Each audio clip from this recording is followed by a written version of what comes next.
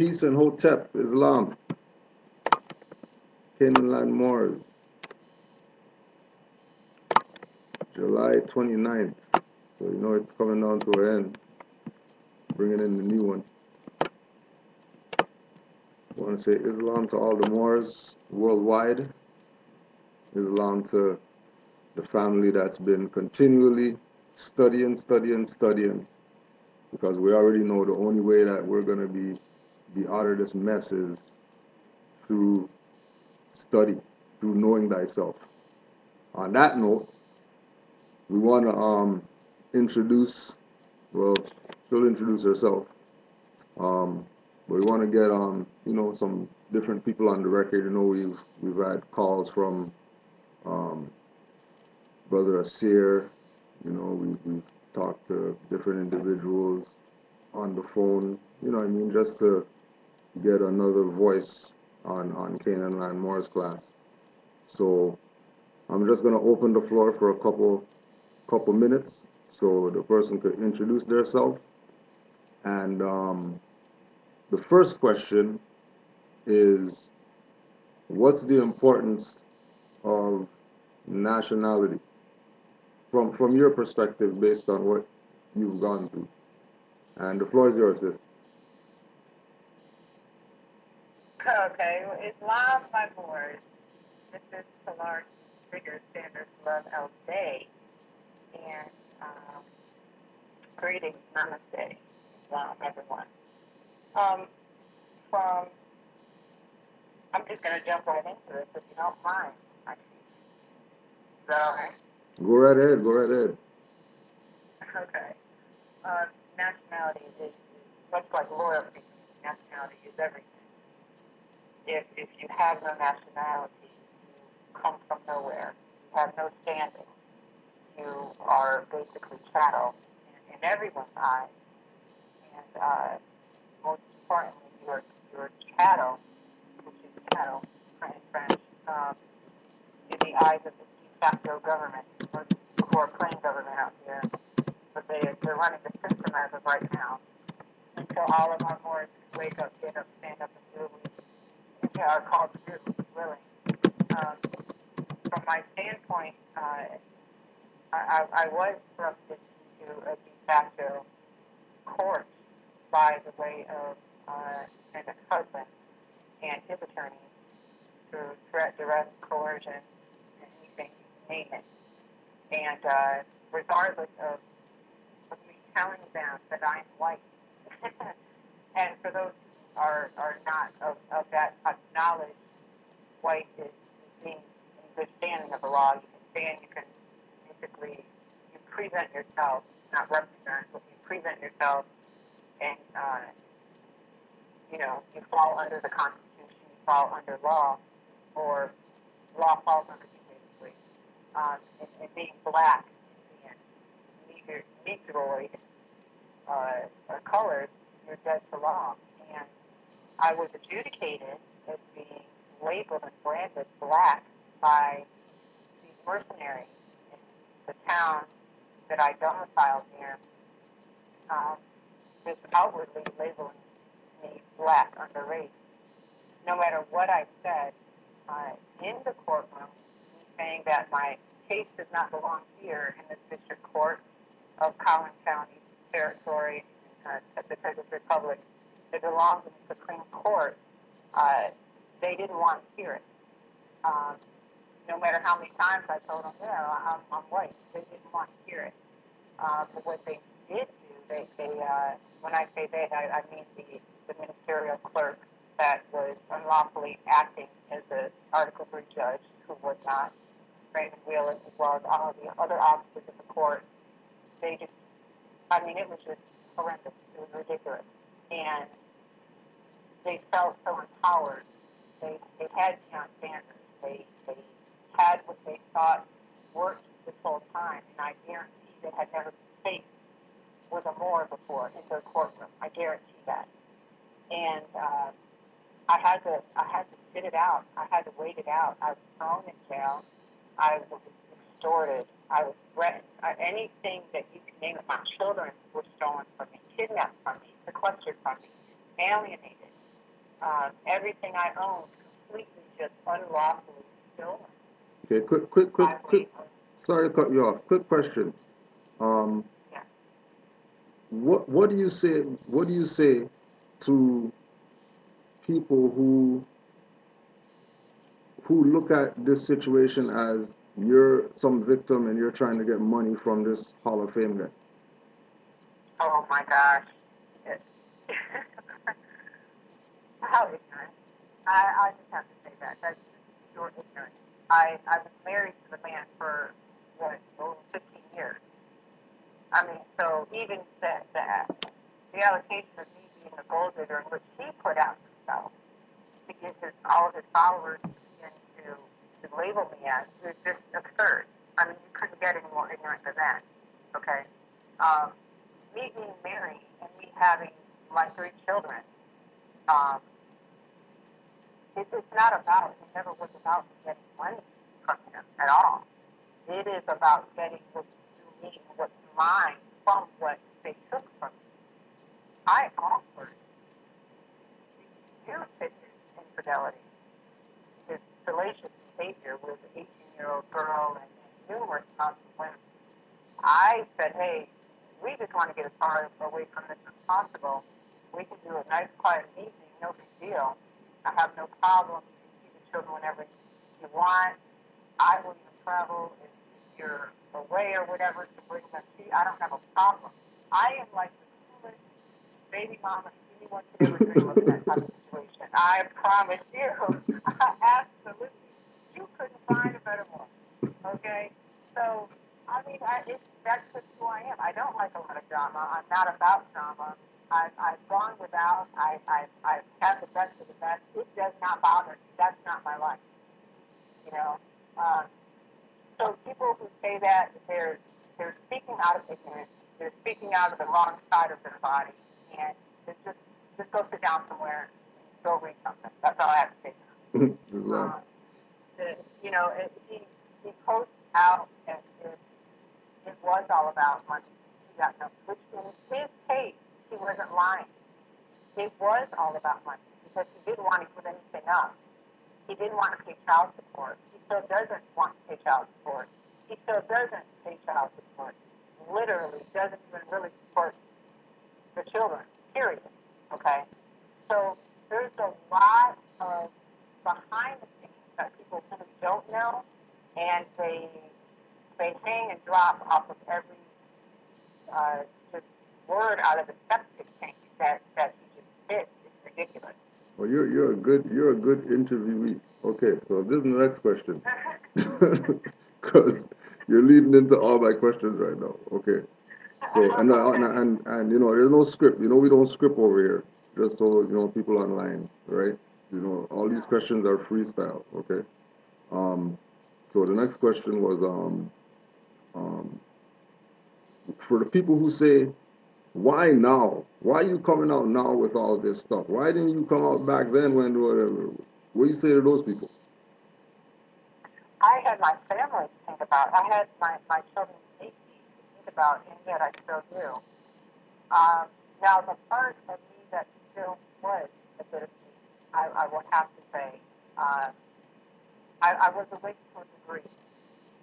You know, and throughout this divorce case, I began learning, studying, reading, watching videos, and I mean, it was just nonstop, forming my own case, learning law, reteaching myself, basically. And uh, the safety of my children was, still is, of the utmost importance to me. They came from my body. It was my body that gained those 30 pounds for each child. It was my body that split wide open to birth these babies. It was my breasts are the ones that fed them for 13 months of their life. Okay, my body is the one that created their eyes, their nose, their skin, their head. That was all me. That had nothing to do with that man. Not one iota. So their safety, their well-being is everything to me. Now, I said that I would, we could do this divorce nice and quiet. It doesn't have to be much drama. And on top of that, I'll still protect your name because of this 18-year-old chick that you got caught sleeping with amongst a whole myriad of women. I'm not even going to go out. I'm not even going to go there. I'm personally not a person. I'm not a woman who's going to stand by two men. That's a deal breaker for me. Okay, so that was something that was already understood when this young lady posted out these pictures and what have you. So it wasn't a big dramatic deal that we even had to go through. Okay, within 5 minutes, I heard 8 different stories, and I said, okay, well, I don't even need to hear anymore. You know where it's at. Um, let's just do this. It doesn't have to be the nasty divorce because I don't really feel that way. If this is what makes you happy, I want you to be happy. So go ahead and do what you got to do. It's okay. So what ended up happening is behind the scenes, there were so many females because it came out through his actions. He just took on every bit of persona of a scorned woman that you would not use the term woman for. Okay, you would pick some other choice words. Mm. And it was nothing like the person I had seen at any point in time prior to this. I was in shock, number one, because of all of the horrible things that were ensuing throughout this process, from locking us in to basically keeping us hostage to, the stories are, it's unbelievable, where, you're locking us down financially.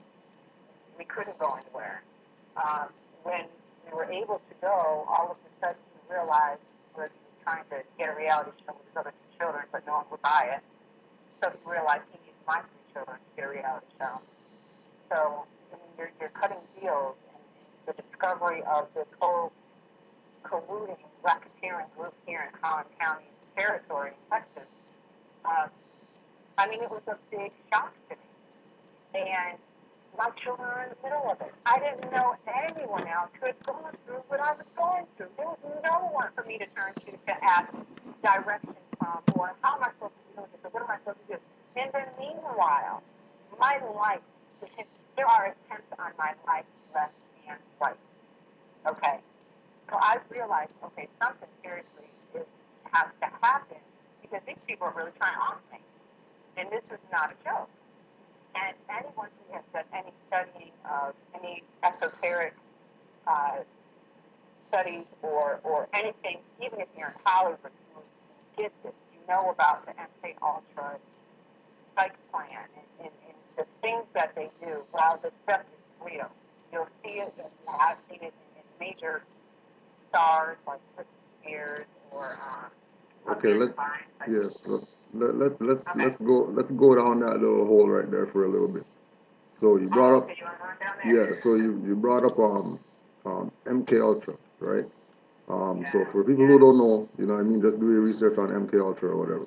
Um, um, how now? Okay, you might not have been under the spell, which is why you're able to be talking right now, right? About this, right? Absolutely. Yes.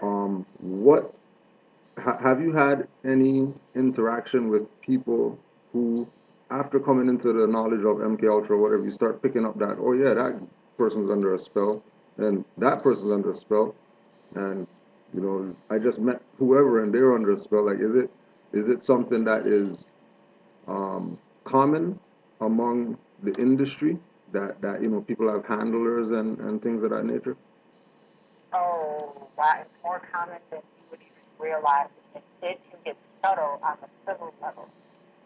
So for those people who are not in, let's say, the arena, the entertainment arena, so you're not on TV, you're not, let's say, modeling, you're not singing, you're not an artist of that caliber, like over there. Um, you get to the point where you have your athletes who are nothing but slaves, corporate slaves, that they have all caps all over their back. You can get more obvious than that. There are little corporations running around for a boss, a corporation, a bigger corporation.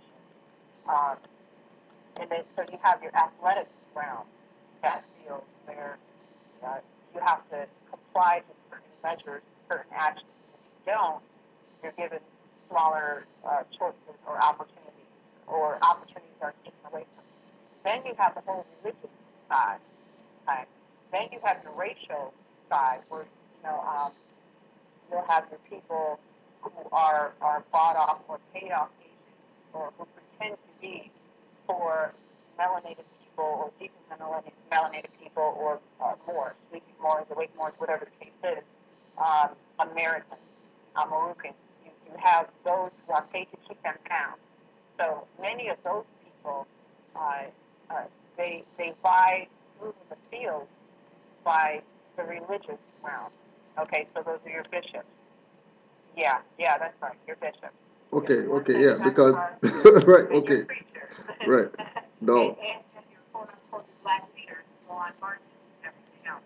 okay, so when you because you mentioned as soon as you said the religious side, right? Immediately what flashed in my head was What question? Deion Sanders and T.D. Jakes. Calling him daddy, huh? Right. A grown man calling another grown man daddy. Who's not your daddy? Yeah. Yeah, now let's take that. Let's take that alone. To the realest realm you can get. Okay, so you have a grown man and another grown man, right? Had nothing to do with your upbringing. It's not close to your family. You really, you can say your close all you want. You got two grown men, right? And one of them calling him daddy. I don't know. I don't know what that looks like to you. I know what it looks like to you. That's all I'm saying. Okay. However, it is what it is, and that is part of the game. And the thing is that when you're in lockdown, when you are in a ultra, or you are a subject of that, it usually becomes that for those who are talented, for those who are in the industry, for those who have the ability to give energy. They tend to be drawn to people who have crazy energy or money. Any of that stuff will open up the doorway to expose you to this type of realm. Now, I'm not saying that you're not going to find that in corporate America, okay? But I'm just telling you from my life and my personal experience, this is not something I have faith in. This is not something that I believe. This is something that I've lived and I know. Okay, so I'm past that 1 and 2 degree. Okay, that probably your 33rd degree Mason reaches. Yeah. Now, far past that. So these are the things that I know. And why would I come out with this now? Because I have come to the point where I am very comfortable in speaking about my nationality. I am very comfortable about what I know. I get uncomfortable when I have to speak about something that I'm not well versed in, or that I haven't lived or gone through myself. Mm-hmm. You know what I'm saying? To me, that's not real enough to me. Not saying that where I am now, I'm a more now and I wasn't a more then. I'm a lot more educated now because I had gone through the actual trial. I've gone through tribulations that tested every ounce that could be tested. I mean, my gosh, the stories that I have, ridiculous, off the wall. But the thing is true, and the experiences are true. So going into it and coming out of it, I have a different degree of knowledge.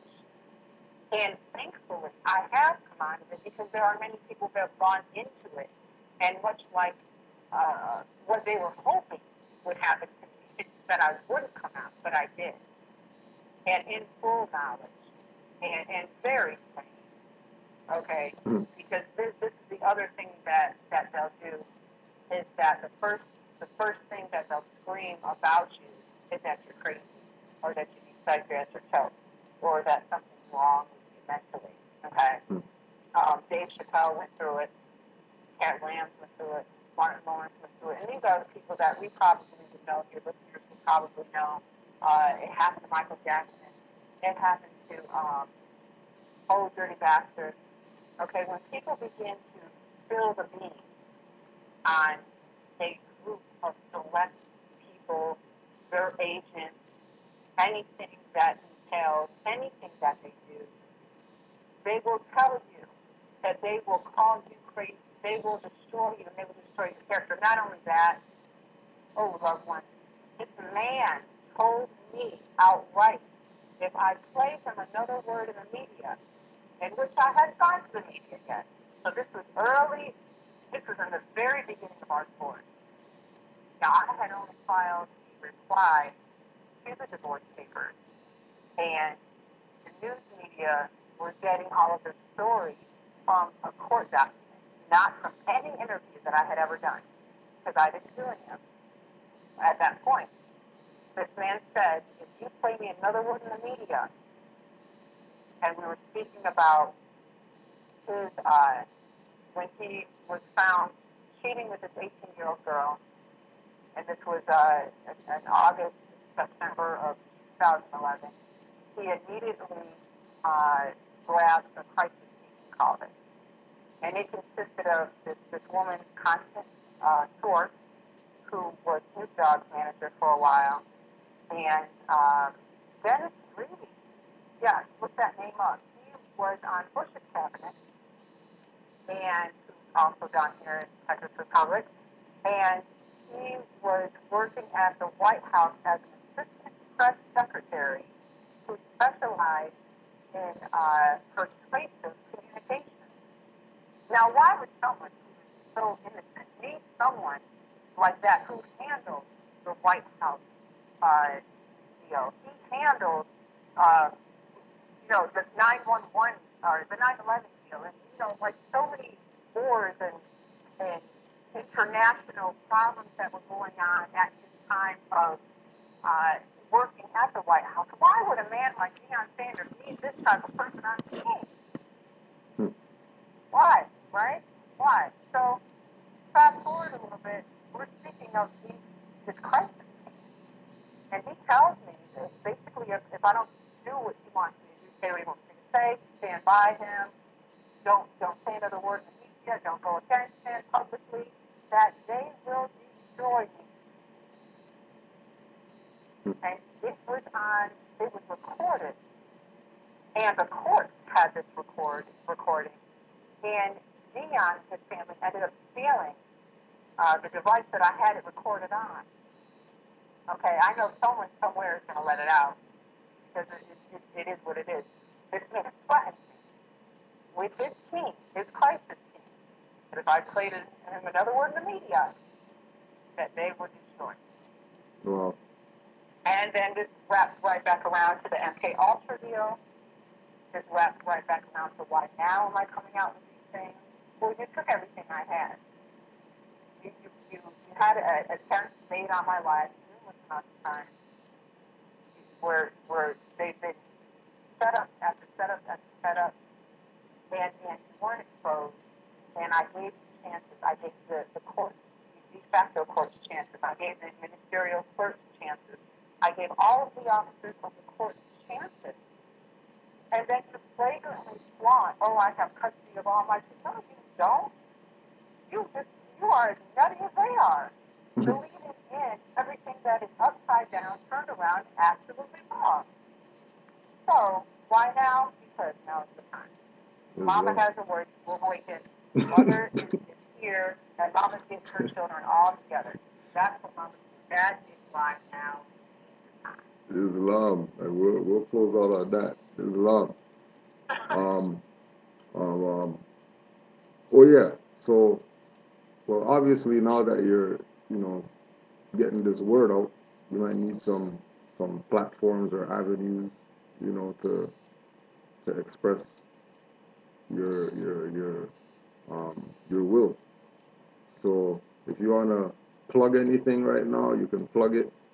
Whether it's Twitters or Facebooks or email addresses or whatever website, and some closing remarks, and that'll be it. Oh, okay. Well, I am on Twitter at Pilar Sanders, Pilarsanders. Um, I am on Facebook when I'm on there. A lot of things. And what if you need to get in touch with me? I think my email is on my Twitter. It's biglife, at gmail.com for those who need to get in touch with me. And basically, it is not about even letting off speaking or just saying what I want to say or satisfying it. It is nothing like that at all. I believe what I felt in the courtroom when I was being so wrongfully done and to have my children just ripped from me. Okay, whenever you saw my children, whenever you saw me, you saw all three of my children together. They were never separated. They were never without myself, my mom, and my sister. Okay, and now it's just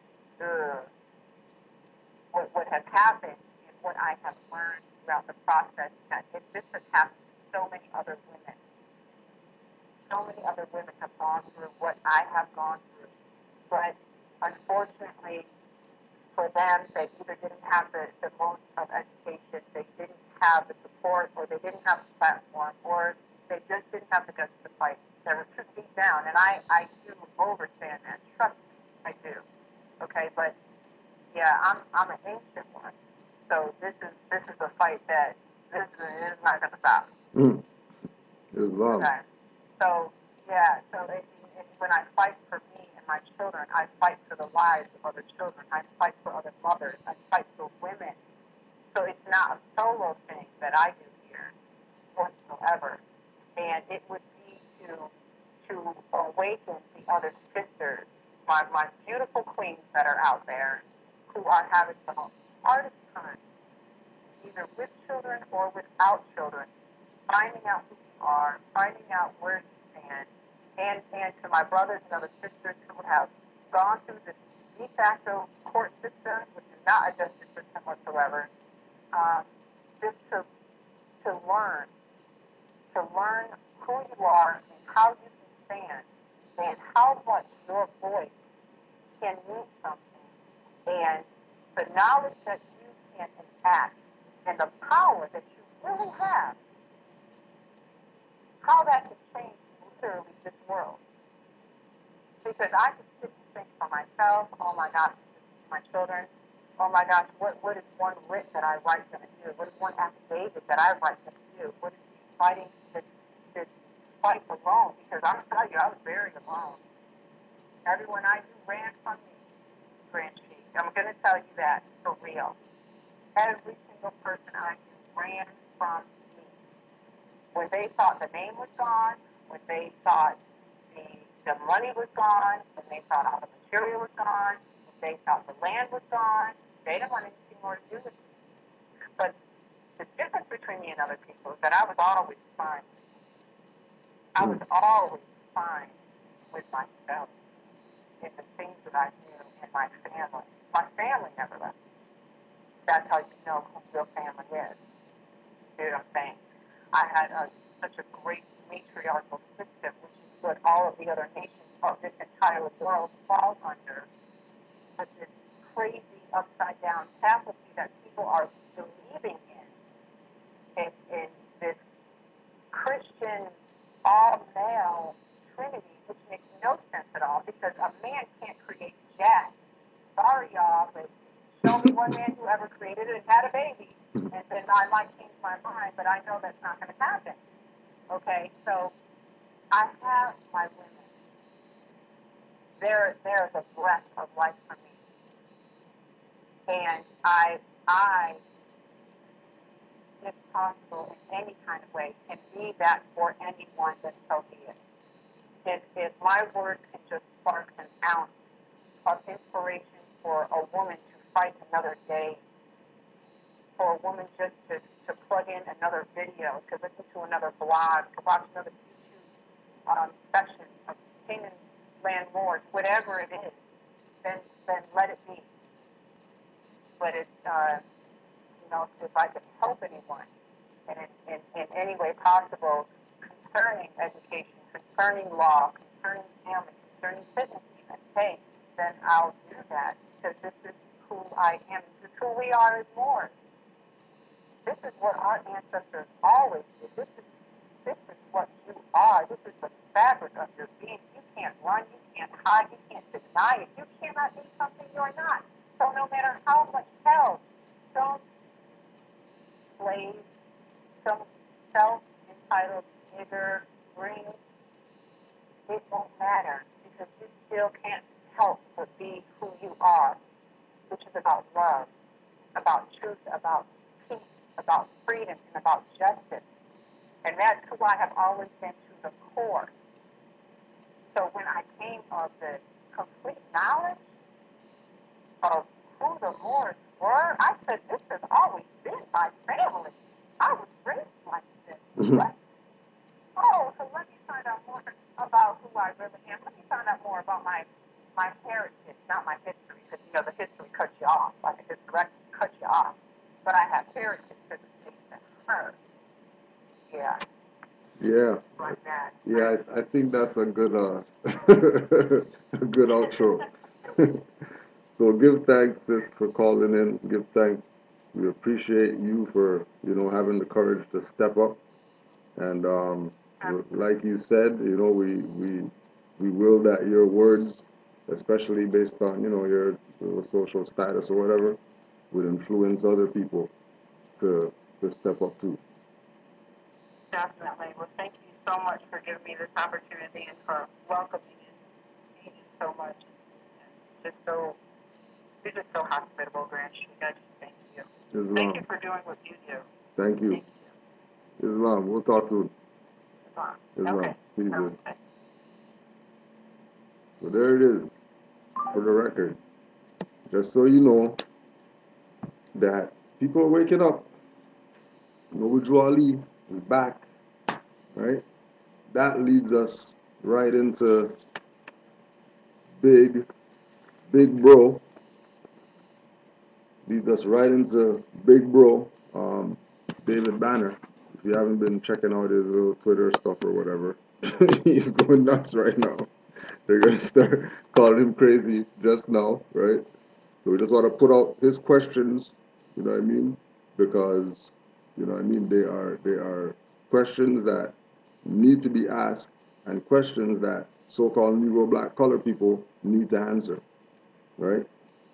So we're going to put out his questions. So first question, why doesn't the picture of Jesus on the front of the Bible match the description of him in Revelation 1:14? First question. Second question, why did they hide Jesus in Egypt? What color were the people in Egypt during that time? If you hide something, it should blend, right? Question 3. What is the Council of Nicaea? That's a good one. That's a good one. Right? Don't forget, David Banner, rapper guy, you see him in the videos and all that stuff, shades and, right? Blah, blah, blah. But that's not what it's about. Okay? He knows what's up. He's not asking these questions and he doesn't know what the answer, right? Question 4, who is Horus? 5, if everything of substance was taken away from a slave, reading, culture, language, etc., why was Christianity allowed? Good question. 6, who is the Black Madonna? 7, what two religious groups created the business of slavery? What are the two main religions that the children of Africans belong to? 8, in the Preacher's Bible, it says there is no physical depiction of Christ. Why then do we allow pictures in the church and the Bible? 9, how many chapters were in the original Bible and where are those chapters now? What information was left out and why? And question 10, the nail in the coffin question, why did the Moors give the secrets of alchemy to America's founding fathers? All right, so that's from David Banner. Make sure you go listen to some music, put his music up, play something, because don't judge a book by its cover, right?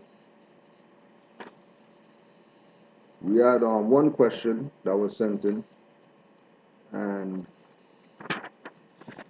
that question had to do with Moore's questionnaire. We'll get that.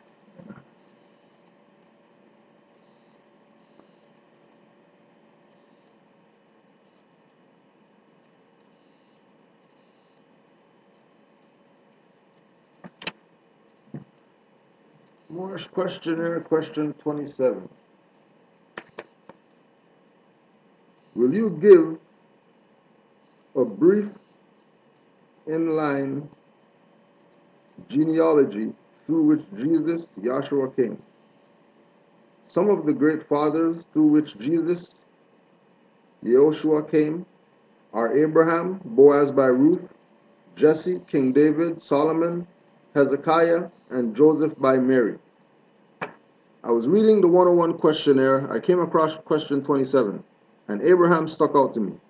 My theory, the prefix Ab, meaning from, Ra, an ancient Egyptian god, and Ham, as the son of Noah and the father of Canaan. According to Wikipedia, Ham means hot or burnt in Arabic. So could Abraham mean from the sunburnt land or from the god of Ham, son of Noah, Ra'el?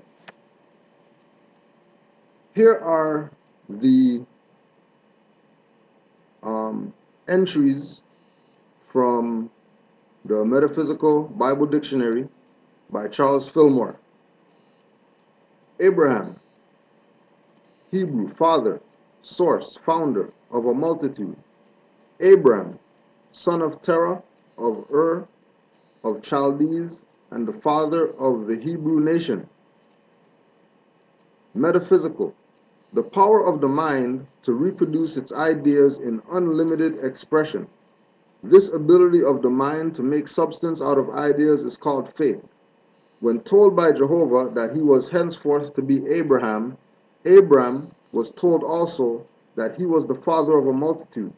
This means that one is to express faith by bringing the faith of God into the multitude of manifested thoughts and acts. The first step in spiritual development is the awakening of faith, represented by Abraham. We must have faith in the reality of the power of the realms invisible. We must have faith in the reality of the power of the realms invisible.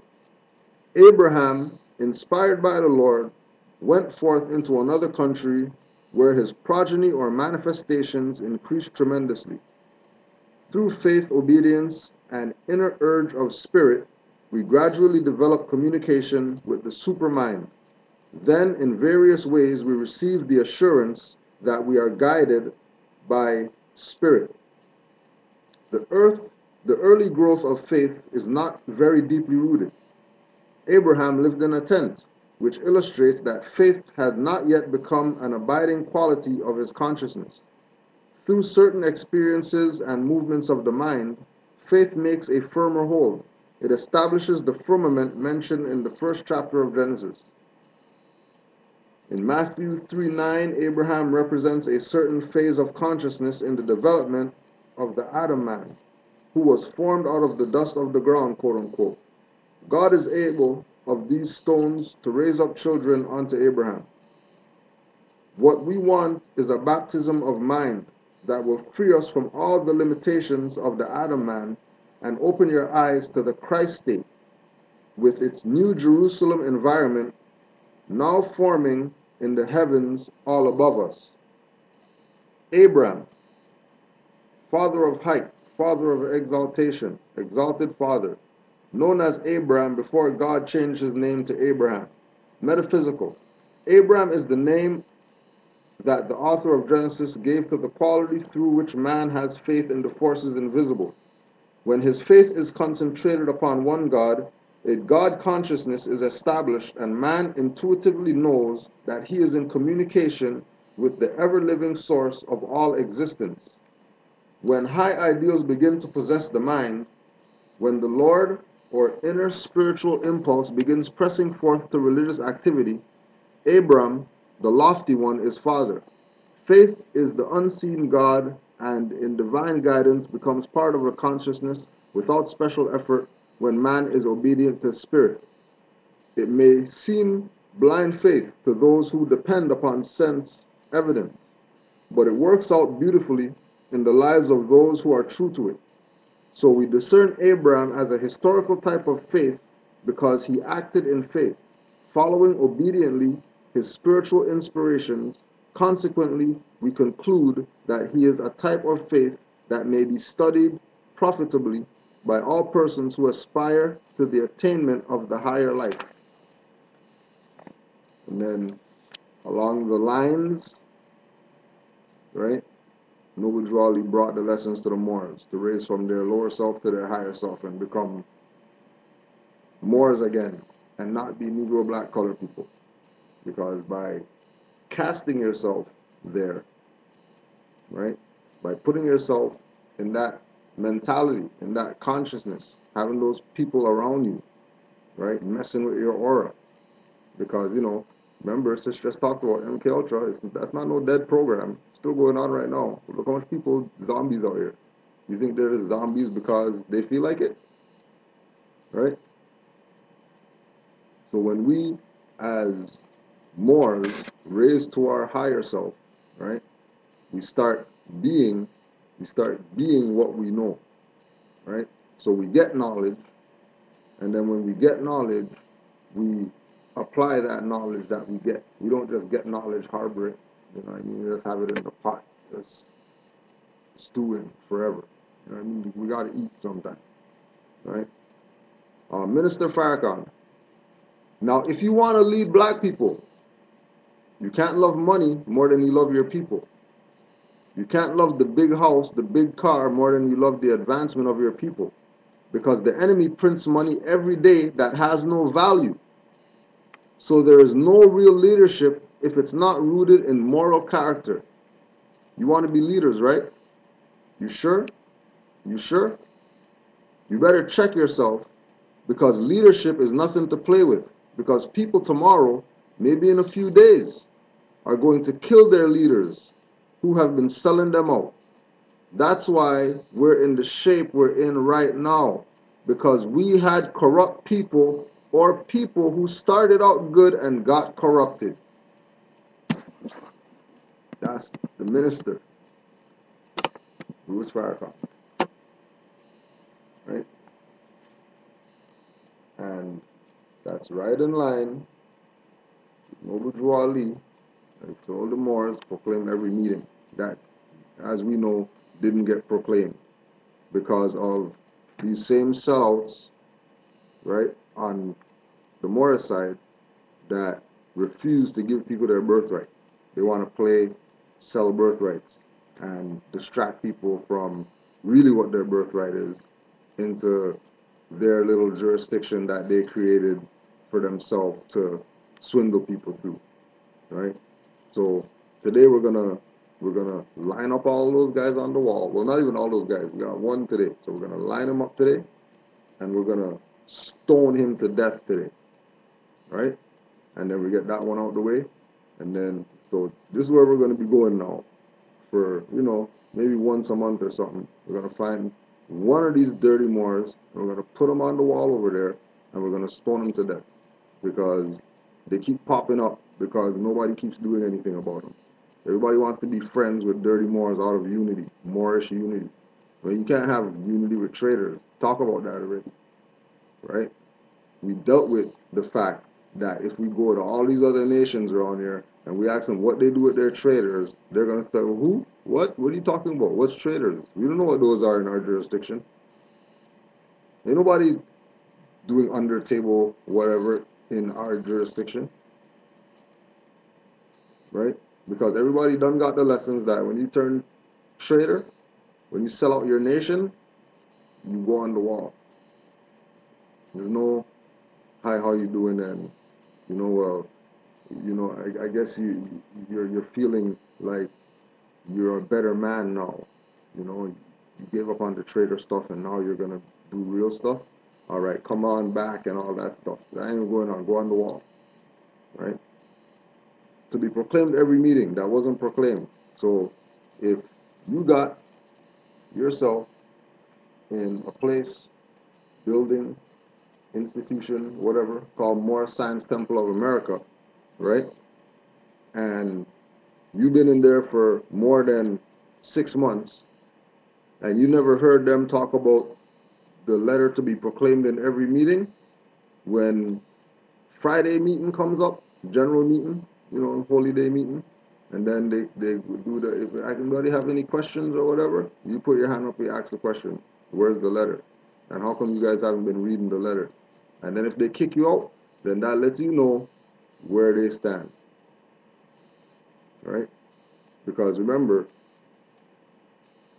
the infiltration of the Moorish movement is still around today in 2014. That's not some, no different than, all these CIA, FBI operations. They don't stop because you don't hear about them no more. If there's still NASA today, then there's still Operation Paperclip going on today. If there's still NASA right now, right? If there's Homeland Security right now, then that means King Alfred Plan didn't disappear. It's still going on right now. Okay? So remember to ask them. Don't be shy, right? Ask them. What Drew already told you. Ask in an intelligent tone. Go to those, right? Go to those that know law. All those people who call themselves Grand Chief, Grand Governor, whatever, they're supposed to know law. So go to them. And then you ask in an intelligent tone. And if they ask you why you ask that question, you go to Divine Warning by the Prophet Noble Drew Ali, and you circle in big red marker, permanent marker, so you don't have to circle it ever again, the part where he said, go to those that know law. And if they're telling you that they don't know law, then that lets you know where they stand, right? Okay? Because those are your temples that those people are playing their ass in. That's not their stuff. That's your temple that they're messing around in. That's your stuff, right? We're going to prove that right now. Islam. I'm glad to know that I have a few faithful Moors among you all, and I desire for them to know the truth and the divine truth. There is a host of jealousy about me and the movement now by the same people on our side of the nation that claim it was only a joke and unreal. But now, since they have found out from the government officials and the nations of the earth that this is the only sole foundation that all Asiatics must depend upon for their earthly salvation as American citizens, they are working every scheme they can to disqualify me so they themselves may take charge of the situation. I have notified all these things to you long ago in the past. I have notified these things to you long ago in the past. It is through the faithful Moors that attribute to the movement and uplifting funds. The ones that paid their divine respect to me and the movement will be remembered. That is why I am calling upon all faithful Moors to increase their faithfulness to me, your prophet, and your divine Moorish movement. I need finance and I need it badly. Never before have I needed finance so badly as I do at present, so I can shove aside the discord that is facing the nation. Right? Now remember, this is March 18, 1929. Okay? He needs finance and he needs it badly.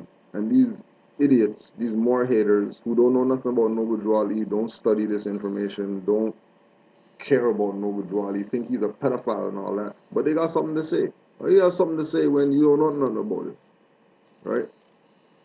And this is for people out there too who, you know, use these social media stuff like that to try get answers. Right? As soon as I'm gonna school you on something. Somebody who wants to teach you is gonna send you a message. They're not gonna be going back and forth on some thread about trying to teach somebody something. Right? If you post a question in a thread and you have 8 million people, all those people are jokers, don't listen to them. The sincere one is going to send you a message. The one who is not about trying to prove something, they're going to send you a message. And then we send a message and you have a one-on-one with them, you'll be clear as to what their position is and whether you should, consider what they're saying and move further or leave it alone. Because there's dirty Moors around here that people want to pretend like they're not dirty. You know what I mean? But they want to do certain things and, nobody calls them out on nothing. So, hey, average person coming into this, I guess that's all right. Ain't nobody talking about it being wrong or whatever. Well, they're gonna see fat-eyed people walking around. That's how you know the dirty ones, because they just came off the wall. It all comes through jealousy because of my fame and nobility. The nations of the world will not recognize the movement without I, the prophet, being head. It has been proven by my works, which I have performed in the last few years. Okay? So there's been a theme of dirty people, right? There's been a theme of dirty people taking what Noble Drew Ali brought for them and playing this game like,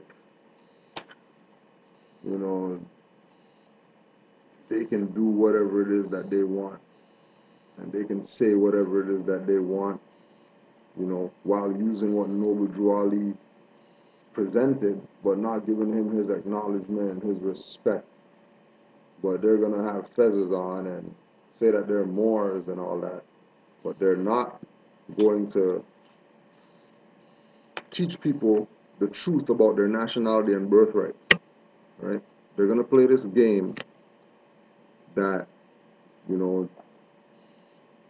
Moor Science Temple might not be legit, and this guy's not legit, and that guy's not legit, when the absolute reality of the situation is that the only thing that is going to save our people is them proclaiming, declaring, and understanding the truth about their nationality and their birthrights.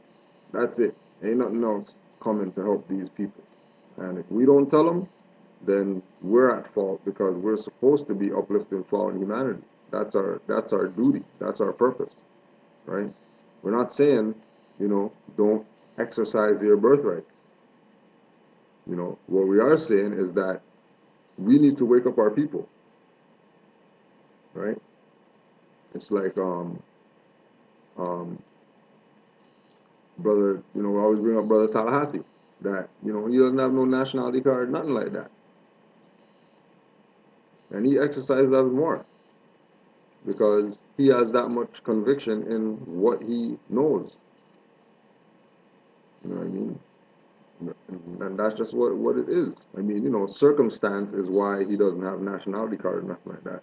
But that gave him, you know what I mean, room to study, to learn, to be sure in your mind of what a Moor is before you even get a nationality card, right? And like we said, um, what should we do with dirty Moors? The title of today, put them on the wall, right? You put them on the wall, stones all over the place, right? And you stone them to death because they keep getting up. They keep bringing this crackerjack argument about constitutions are suspended and we're U.S. citizens and you have to naturalize in order to be free and all these things that have nothing to do with what Noble Drew Ali told the Moors. All these things that lead you back to some sovereign European perspective of freedom when the objective of the Moors is to recognize that the European didn't do nothing. It's our people. It's Moors It's Moors that dropped the ball, that the European picked up. Now he's playing with it, and we have no ball to play with. It's Moors that dropped the ball. It's Moors that killed the prophet, right? It's Moors that, realize that there's millions of dollars in this account, this trust account, and they want it. You ever ask yourself the question, how how is it possible that these individuals who call themselves black leaders or whatever like that, right? Any of those organizations that were founded after 1929, right? All the organizations that were founded after 1929. You ever ask yourself, how did, you know, somebody who's so-called, descendant of slave or whatever, end up having control of this so-called movement with all these members of people all of a sudden, with all these members, just like that? Out of the blue, they have thousands of members, right? They had to have had those members tied to them in some other way before 1930. Had to, right? And we already know what's going on, right? The man said so himself. People were jealous of his fame and nobility, and they wanted some of that, right? Like they wanted that fame and nobility that Noble Drew Ali had left for the Moors, including them. But they wanted to hog it for themselves and not give you anything, and then parade around today, right, as some descendant of some successor who killed the prophet, and then you're supposed to be down with them out of unity when those people's founding fathers of their whatever helped assassinate Noble Drew Ali, who we're saying that, oh yeah, we represent and we love him or whatever, but you're siding with traitors. Ain't no different than all these Black Panther guys, right? They carry Khalid Muhammad's casket and all that stuff. But he said he's more. You're not gonna say that you're more, and that you got common sense enough to know that you're a more. You're not gonna go there, where you're gonna carry caskets, and when his birthday comes, everybody's waving red, black, green, and crap like that. When Khalid Muhammad honored and recognized Noble Drew Ali as the prophet, right? Not only did he recognize him as the prophet, but he also recognized that he was a Moor, when he wasn't a black guy. And he was Asiatic on top of that. And that the land was known as Asia. And then he brought in the nation of gods of earth to back him up in his claim. But they don't want to be Moors though, right? They don't want to be Moors. You go on the wall then. You don't want to be Moors, because you're gonna hear some stories soon, right? About really what went down in Louisiana, right? And the fact that Negro, black, colored people, right? No different than during the time of slavery and all that stuff, right? And Katrina and all that. And oh yeah, why is the government doing this to the people? Government doing nothing to nobody. Stateless people that are on land that has heirs to it have to get off. When the whoever is the subordinate goes to the heirs, right? Goes to the heirs and asks them, what do we do with these people right here that don't want to nationalize? Because they've been had opportunity and, oh, I didn't know. I'm sorry, ignorance of the law is no excuse. So you should have known to proclaim your nationality.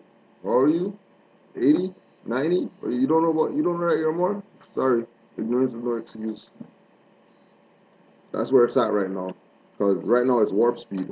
And we really don't have time to be sitting down trying to convince people of anything. Right? Give them a seed. If they take it, plant it, and have fruits and stuff, excellent. If not, then they're on their own, right? Montauk Book of the Dead, European, Peter Moon, right?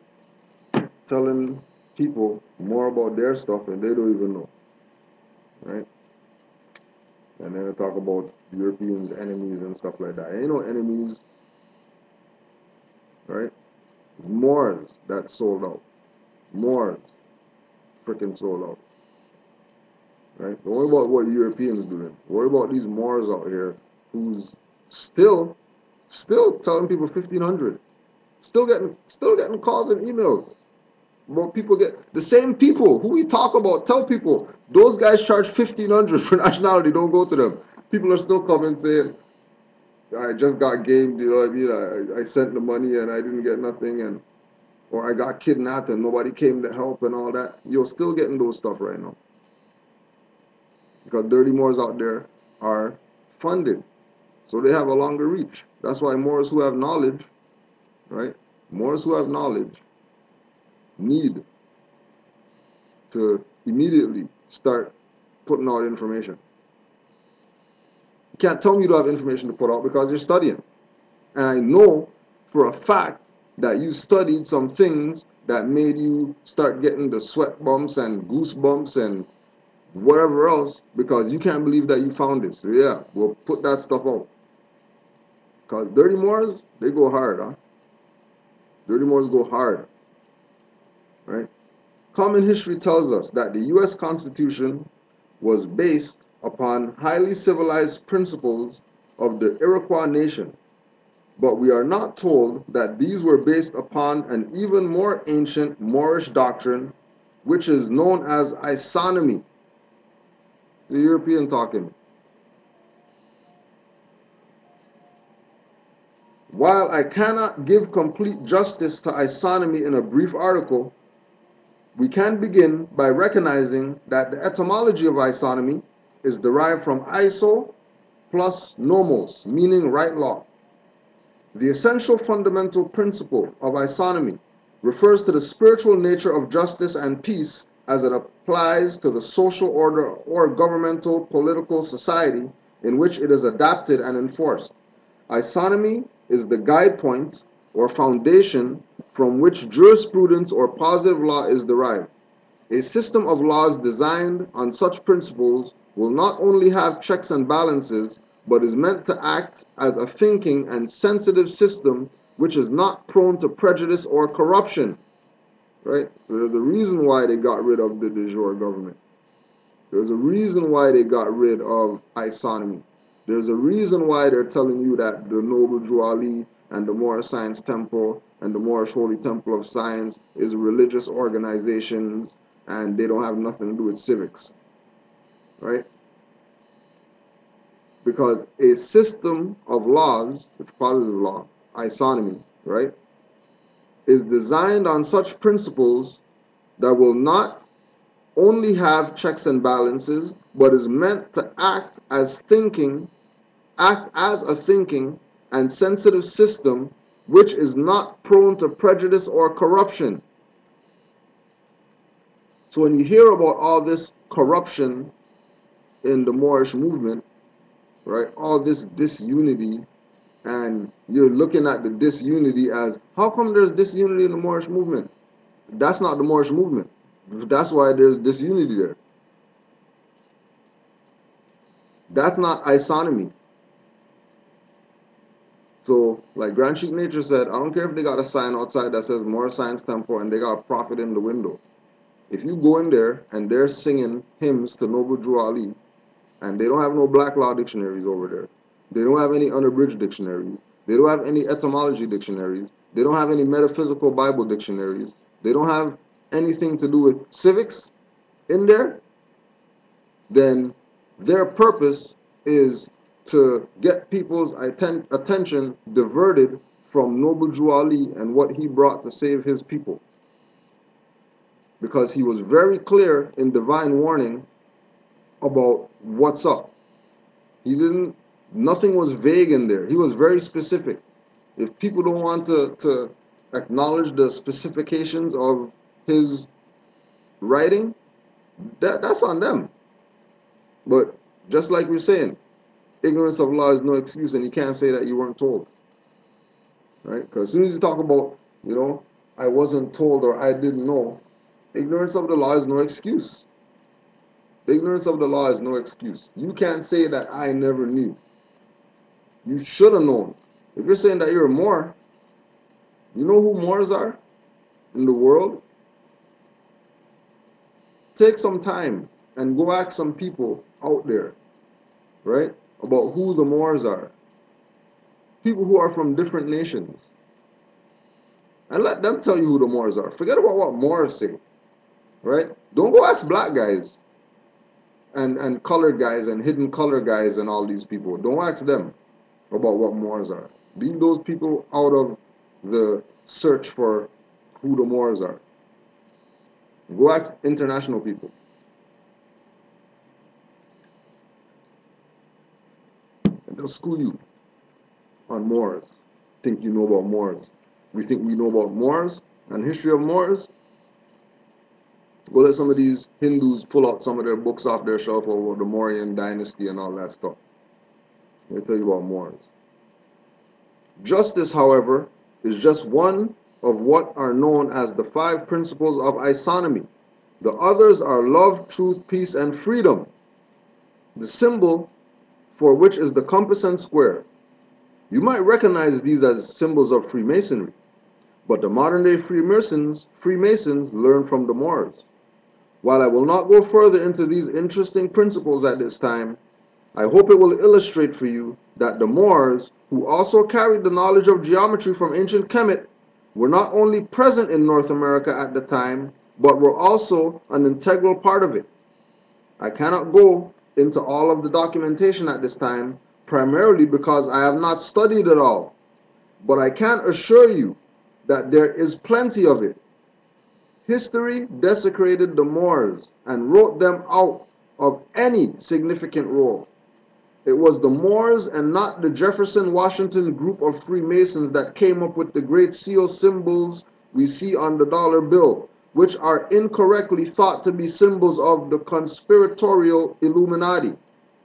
The group referred to as the Illuminati co-opted these symbols from the Moors. European. Montauk Book of the Dead. And is filed in the Library of Congress. And they never kicked this book out of the Library of Congress. It's still up in there. But, nah, you people not going to say that they're Moors. They're going to say that they're everything else except Moors. Right? Everybody's favorite president, JFK. June 11th, 1963. Report to the American people on civil rights. Right?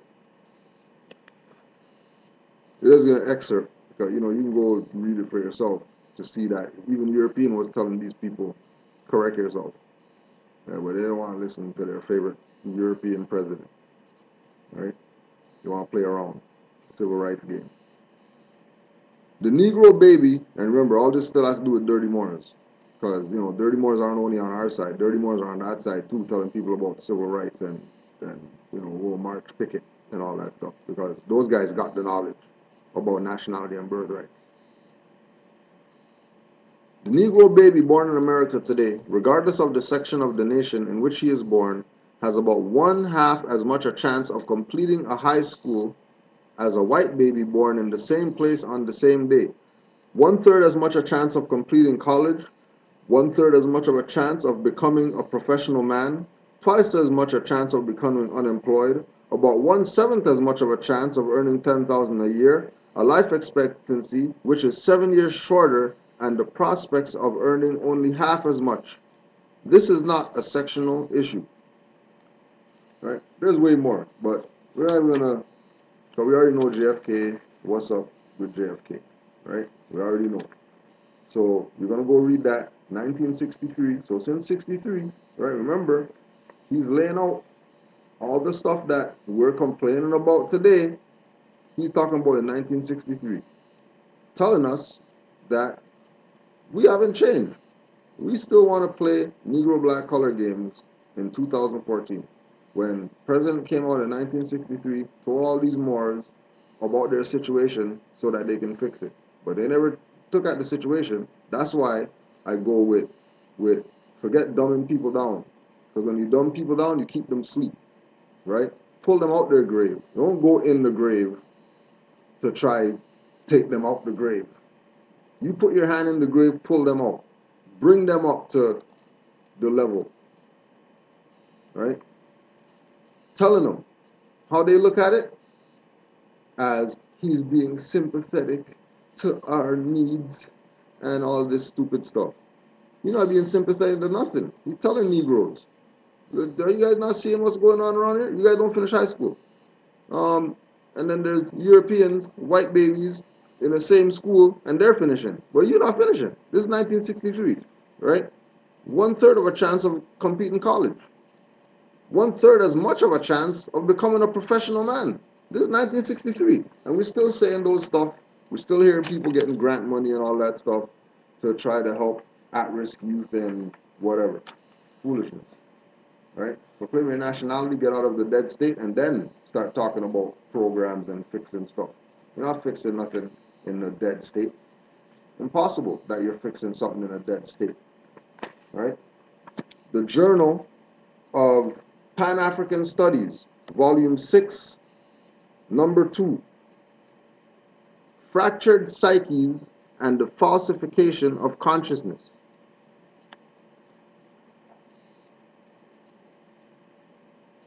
Prior to the Blueprint for Black Power, Wilson wrote The Falsification of African Consciousness, Eurocentric History, Psychiatry, and the Politics of White Supremacy, to delve into the impact of historical and societal amnesia.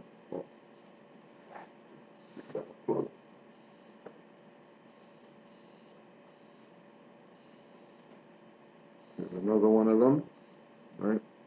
Amos Wilson. This was a series of books. So one of them was Blueprint for Black Power, and then falsification of African consciousness, right? So this was one of the series in the falsification of African consciousness books. I think the other one's like a yellow book or something like that.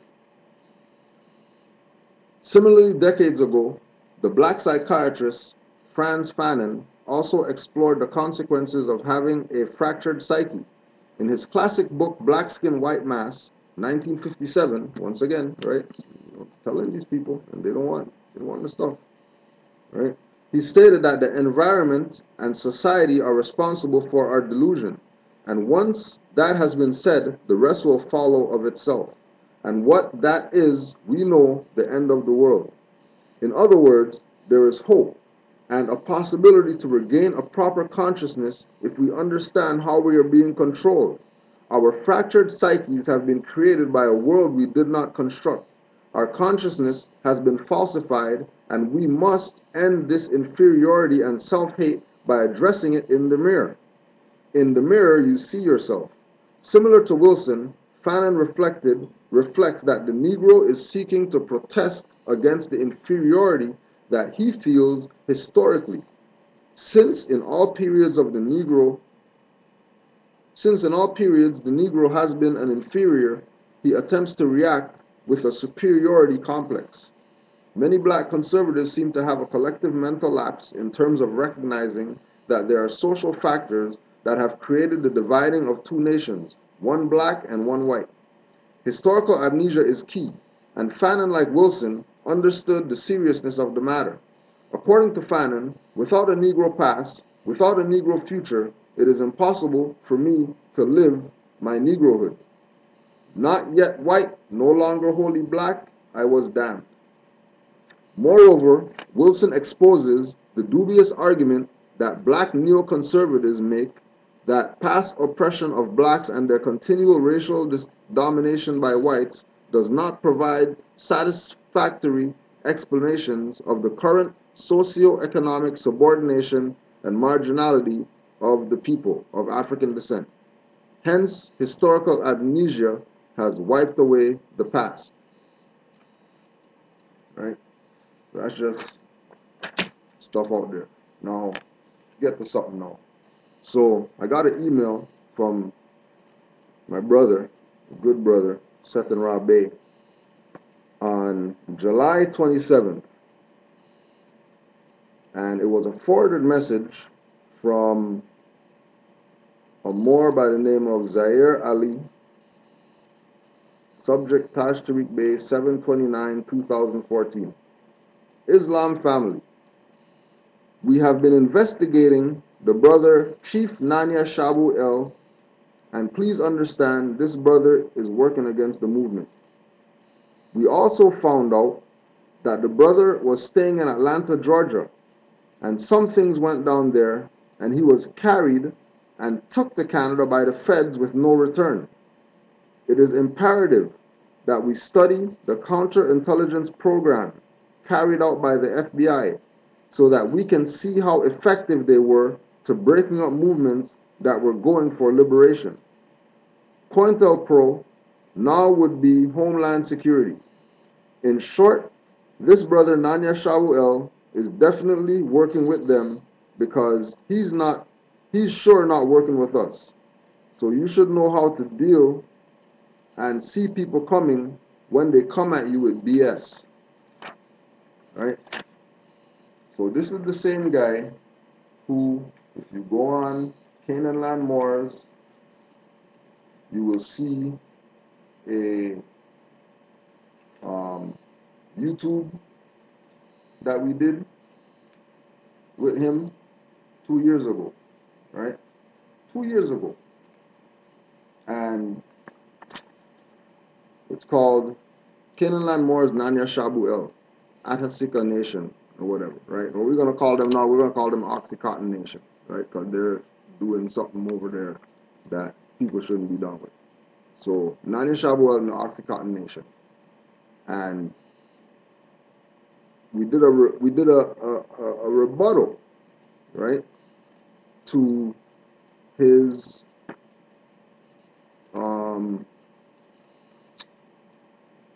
I didn't want to say class because it was really just a tool. He used us as a tool basically to slander people we consider master teacher and stuff like that. You know what I mean? So we dealt with it. You know, there was some other little stuff that went on. You know what I mean? Because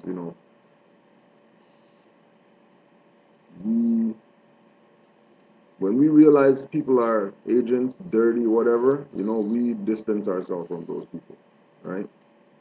So once we distance ourselves from them, we're not expecting them to come up again. You know what I mean? Because we sever ties. We don't do don't burn bridges. You know what I mean? If bridges have to burn, we're gonna burn the bridge because certain people we don't want crossing over and coming back over here, right? So we cut that tie.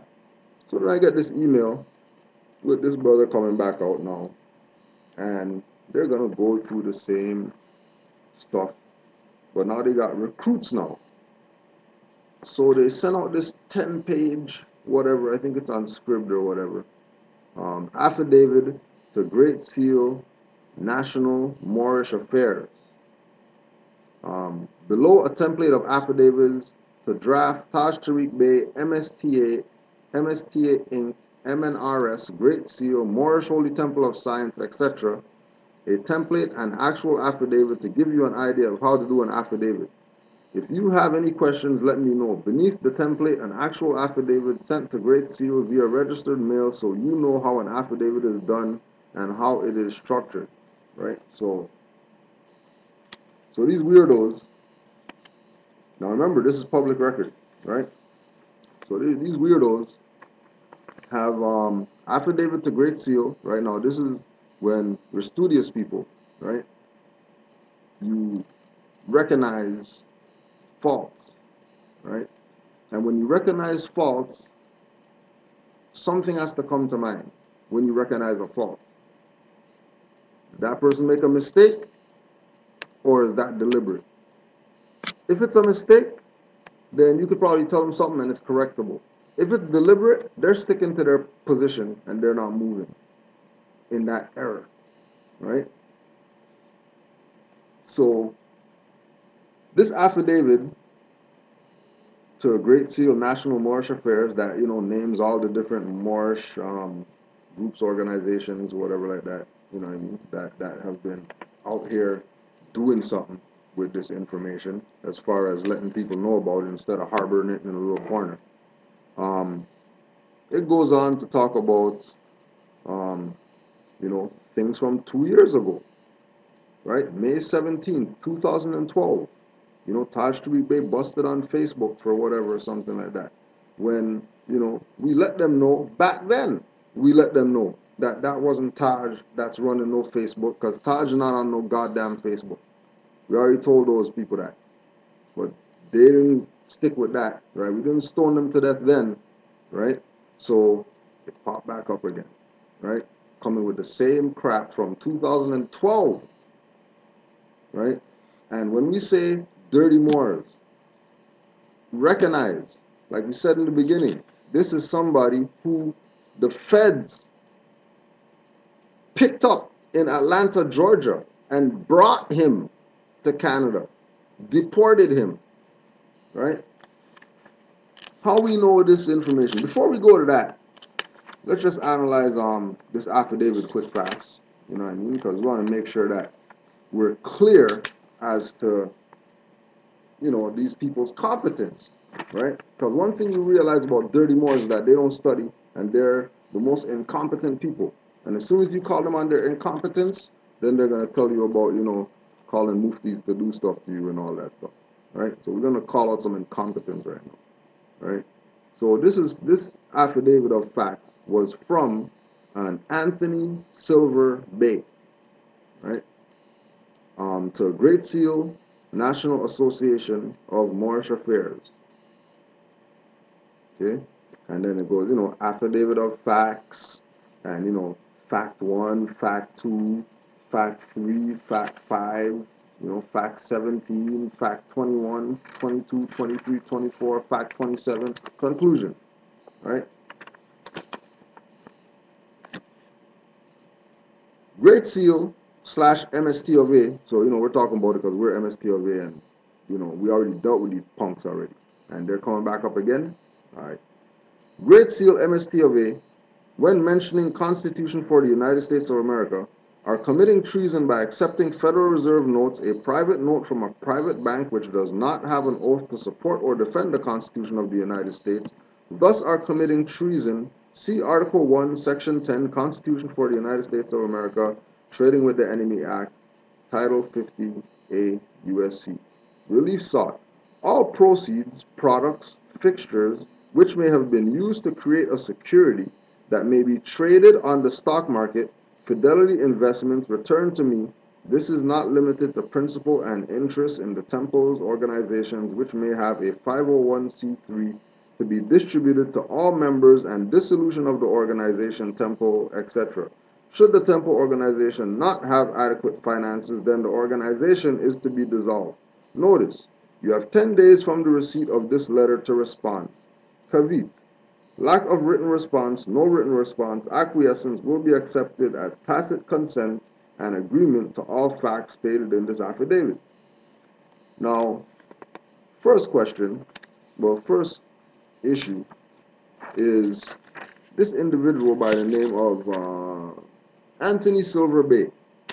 Now, if he's Anthony Silver Bay, right, according to, him knowing himself, how come he's signing this document, right, with no Bay on there? That's the second interesting thing is, how come you're Bay, but then you're using a driver's license as identification when you go to notary? Now, according to my knowledge, you put this statement on the bottom of your affidavit at the end.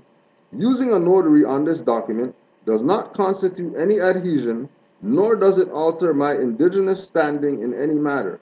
The purpose for a notary is verification and identification purposes only, and not for entrance into any foreign jurisdiction as an advantage of settlers, Confederates, Europeans, Caucasians, Amorites, Canaanites, corporations, and fictitious entities to implement corporate laws, fictitious codes, and commercials contracts over my natural, indigenous, autochthonous flesh and melanite body.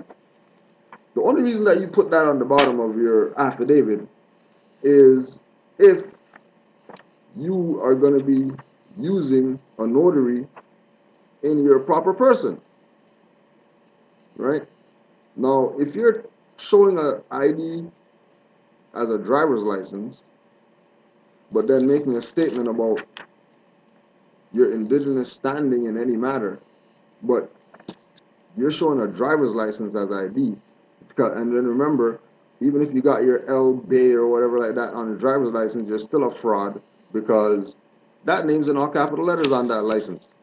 So don't get caught up and try to go there, right? Driver's license. This is what, and people are gonna read this thing and they're not even gonna even pick up on that. They're just gonna read this thing and they're gonna go, wow, I can't believe Taj and the MSTA and Great Seal and what did that. Wow, oh my gosh, how come they're not replying to this? Why is it that they are just letting this stay here when because there's so much fraud going on with these clowns, right? There's so much fraud going on with these clowns that it is important that we show people so people know. Stop playing around with the sovereign Indian crap. Stop playing around with the tribal BS. There's no salvation there. It is bait to get you under the jurisdiction of the democracy. It is bait. Right? July 23rd, 2014. Sovereign citizen must face charges even if he is Crown Prince Emperor L. Bay, Big Bay, Bagby. Right? All these people, they want to say that they're Moors and they got ID and they got nationality card and they got flag and whatever, but they don't want to recognize Noble Drew Ali, who brought that concept to them, or to their leader that they follow, who they were inspired by. The hell out of here. A federal judge has ordered a New Jersey quote-unquote sovereign citizen to stand trial on a variety of criminal charges regardless of whether he is, as he claims to be, the Crown Prince L. Bay, Big Bay, Bagby. William McRae of Ewing asked the federal court to remove him from the criminal case filed in Bucks County, where he has been charged with using fake diplomatic tags, drunken driving, driving without a license, and failure to pay child support. So you already know that it's all about the child support. They're not trying to get no driving without license, drunk driving, tags, and all that stuff. They're not even going there, right? Just like with Abkarebe, she didn't charge her with no squatting and stuff like that, right? They charged her with aggravated assault of a so-called highwayman. That's why she got 6 years. She didn't get no 6 years or 10 years or whatever because she, quote unquote, stole a house. Go check the articles, all of them, and you'll see ain't nobody charged her with stealing no house or squatting or nothing like that. So then that means that what she did was right, right? That means that she has the authority to actually do that then, right? If they didn't charge her with that, right? If they give me a ticket for driving without a license, and because I showed them a nationality card, and then I go to court and they throw out the ticket, doesn't that mean that it's okay to drive with a nationality card or a right to travel card or whatever, and I don't need a license? All right, same situation. It's okay to go out there and claim a house. If you do it properly, yeah. Why not? It's your land, and the house is on your land. So why can't you claim it? Because remember, they didn't charge her with stealing no house. Go back and check, right? And these are all the things that you're dirty Moors. See, that's why you don't do that stuff. See, because then they're gonna arrest you, and then they're gonna whatever. They didn't charge her with stealing no house. What are you guys talking about? All these dirty Moors out here pointing fingers at her and making it seem like she got in trouble because she stole some house. That's fraud. It's clearly in the record that she didn't steal anything. Clearly, that it's aggravated assault that they're going for, right? Or that they went for, right? Watch for these clowns, because believe me, these people that we say, when we say dirty Moors, we're talking about agents that are working for U.S. democracy. We're not talking about some guys that just don't like Moors or whatever. We're talking about people who are contracted. We're talking about people who are contracted. Remember, go do your research on the Federal Bureau of Investigation on the Moorish Science Temple of America. It's online. So you can see what things they were doing, what type of information they received from Moors that were in the temple at the time to be infiltrators. Their purpose of being in the temple was to infiltrate, not to know thyself or none of that. Right? That's not what they were in there for. Okay? So this joker, Nanya Shabu El, let's put some information out there just so everybody's clear, right? Just so everybody's clear. This is information that's out there. This is not, you know, find something, make up something, put something up, right? Who is Nanya Shabu El, aka Sean Henry? That's Seanhenry. So that's his name or whatever, right? Sean Henry. Sean Henry was born in Edmonton and moved to Toronto at the age of 17 years. From there, Sean became involved in a cult-like organization and lived illegally in the United States for 10 years until returning home to Canada as a brainwashed drone. This is information that's out there. Sean was a member of this cult for 10 years until the cult leader was jailed in 2004 for child molestation. You already know who that is. The cult members were removed from their compound and Sean was left to fend for himself with no education or work history. Sean is still under the influence of the cult and proclaims that he has godlike powers. As such, he feels he is not human as well as exempt from the laws of our country. Since being deported to Canada by U.S. immigration officials, Sean has been a nuisance to family and former friends and a financial burden to his own mother. Sean feels he is exempt from paying child support and has never paid a cent to support his teenage daughter. Instead of working, Sean spends his days emailing, faxing, and sending packages filled with meaningless gibberish to people who couldn't care less about his delusional existence. Sean feels that he has an audience in the Prime Minister, Queen, Pope, CSIS, International Criminal Court, and others. Sean has been declared a vexatious litigant by the Court of Queen's Bench of Alberta for the relentless harassment of his uncle, and he has also faced a criminal trial for mischief. A peace bond, which was supposed to prevent Sean from posting libelous and slanderous material on the web, has had no effect on his behavior. Sean was diagnosed by a forensic psychiatrist as being seriously mentally ill, yet our healthcare and legal system released Sean on a promise to take medication. My guess is that he's not taking that medication. What do you think? Right? So that's just somebody out there, right, who knows this joker. Sean Henry, aka Nanya Shabu El. But not only him, right? Because remember, right, there's court documents to prove what we're talking about is legit. Okay? There's court documents to prove. Okay? And we're not worried about no, what jurisdiction of court and all that stuff, because they don't care what jurisdiction of court. How do we know that they don't care about jurisdiction of court? Because when Nanya Shabuel got kidnapped a little while ago, who you think his wife or whatever called to come help him get out? It's Cujo that they called to get information, to get writs, to help him to get out, right? And let's just update some information now, right? When we were dealing with this individual and we realized that he's an agent, right? We didn't understand the vastness of his agentness, right?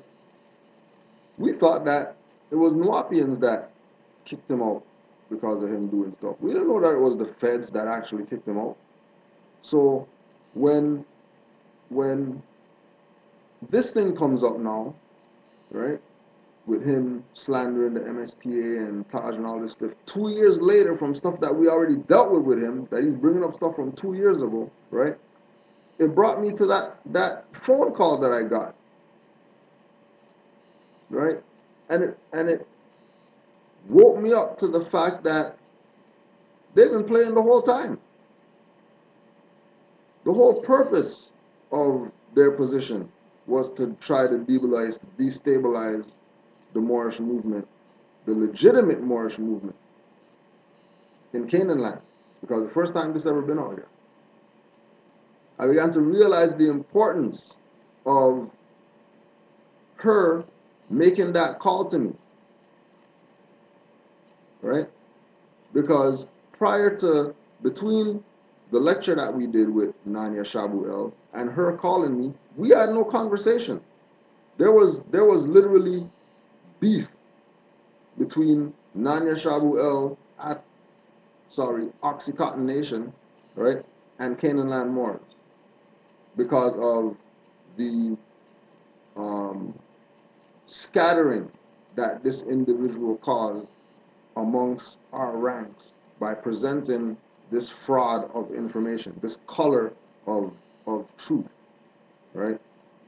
And then the other half of it made us realize how much people weren't studying. Because if you're going to listen to this clown tell you about some constitution suspended and we're a fraud, and you're going to listen to him, right? And then we told y'all, well, whatever, that guy's an agent, but they don't want to listen to that. They want to go call him, side with him. They want to meet with him, do Skype classes with him and all this type of stuff, right? Continuing with the same rhetoric that he got, that, we're a fraud. And, so when you saw all that stuff going on Facebook a few months ago, right, that was undertone with Nanya Shabuel. All these Moors that came out, all of a sudden they hate Canaanland Moors, even though we helped them get their children back and from children's services and all those type of stuff, right? Even though they come crying their eyes out, groveling about their children got taken, and we assisted them, they're going to turn their back because they're listening to some dirty Moor, right? Using their brainwashed Jedi mind tricks, MK Ultra, whatever. Because remember, that's an agent. So when I got that call from his wife, right, asking for help, flags were already up, because why y'all calling, of all the people y'all know, y'all calling Cujo about how to get him out or whatever? I mean, we had this conversation, and it's like going back now, right? I can see how it was a fishing for information for those people, right? So when when we say, um, for example, Brother Amari got kidnapped, and when they came and they had the file, and they put the file down on the table, right? And they're going through the file and they're showing him stuff, right?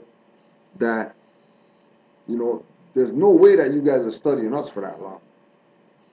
There's no way that you're sitting there studying Canaanland Moors, that you got all that stuff. You got to have somebody that's giving you info, that's giving you intel, right? And guaranteed all that intel came from all those sellouts from here that sided with that clown, right? Gave up whatever it is that they gave up, how we do stuff over here, processes, whatever, because stuff that they had in that file, they shouldn't have had.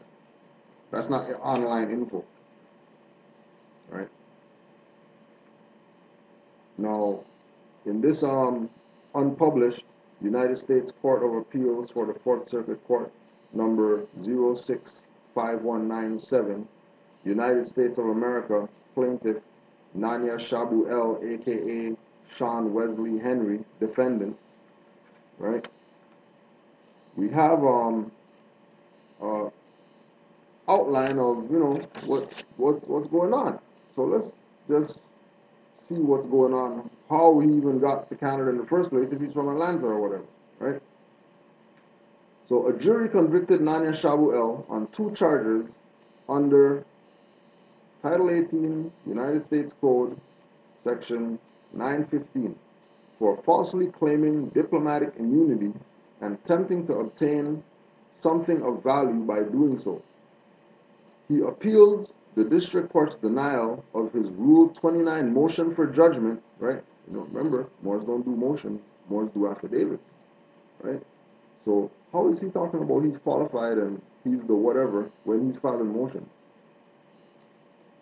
And then when it gets denied, talking about they're practicing color of law. When he's practicing color of law by being a Moor and you're filing a motion, this is how much fraud these guys are running. That people aren't opening their eyes to recognize immediately who the frauds are. Because it's if once you study Noble Drew Ali, it becomes so obvious who these frauds are. Because all the frauds have the same speech. All the frauds have the same mode of operation. One, they don't mention Noble Drew Ali, and 2, they don't talk about nationality and birthrights. They talk about some filing or something you gotta do, right? He appeals the district court's denial of his Rule 29 motion for judgment of acquittal made at the close of the government's evidence and renewed at the close of his defense case. On May 22, 2006, Nanya and 2 others falsely represented to authorities that they were diplomats. Nanya L. first made this representation at the main office of the United States Department of State in Washington, D.C. Nanya told the security guard on duty he was a diplomat, showed the guard what purported to be a United Nations identification card. So hold on a second. So you're a Moor. You're Aboriginal and indigenous to the land. But you're a diplomat sanctioned by the United Nations? You mean you don't have a nationality card? How come you don't have a nationality card? And why are you going to some UN to get them to validate your identity if you're saying that you're a Moor? Right? Again, this is the type of fraud that these guys do, right? Claiming that they have some authority of something when that's no different than this Anthony Silver guy have a license. But he's saying he's a Moor, but he's making claims against somebody, but he's going to the notary and signing, and without reserving his rights on that contract that he used a license. And these are the guys that people are following, right? And we're putting these guys on the wall so you guys could see them bloody and recognize that it's not about being in that situation. It's not about being classified as dirty Moor around Cujo, because he stones dirty Moors to death, right? And we'll go and we'll hunt.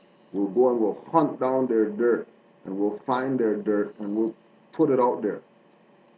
Because their purpose is to get people's attention away from what Noble Drew Ali presented to them, right? Don't listen to what Cujo's saying. Go study what Noble Drew Ali brought you. Because what Noble Drew Ali brought you could save a nation. And you're supposed to take it and save yourself, not listening to these asses, right? Using United Nations identification card, talking about you're a diplomat. How are you a diplomat when United Nations? Where's diplomat at? Let's just check this out here for a second. Let's just check this out. So if they're saying that they're diplomats, right? Let's just see what what diplomat is, just so we're clear as to what are they really saying when they say I'm a diplomat, right?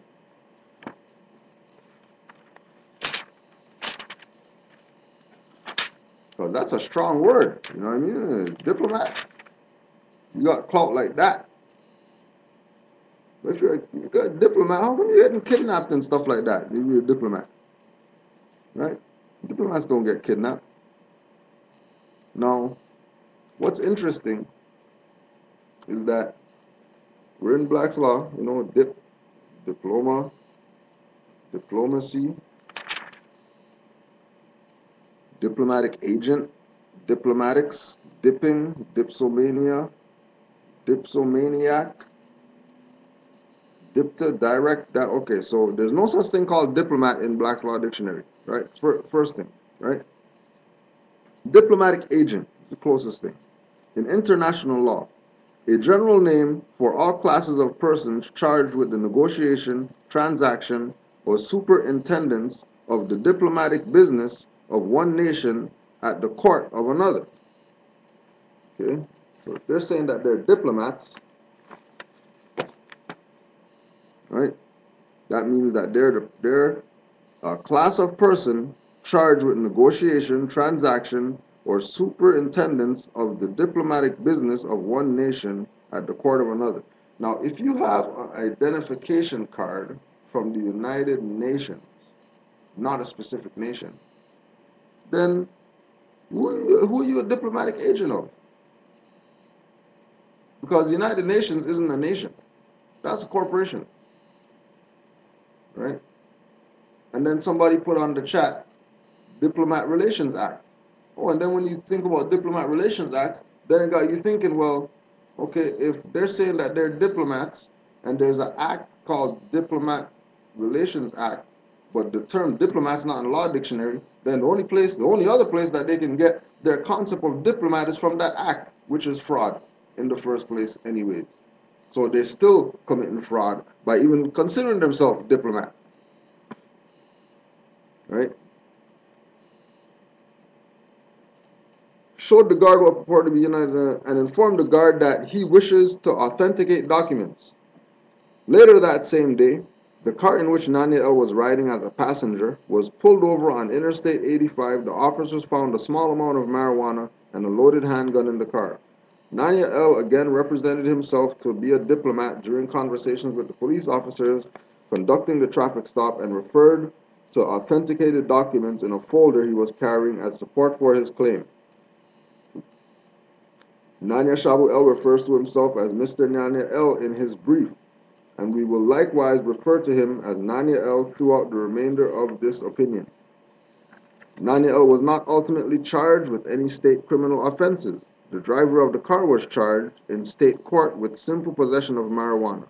Nanya was indicted on 2 charges under Title 18, Section 915, for falsely claiming diplomatic immunity and attempting to obtain something of value by doing so.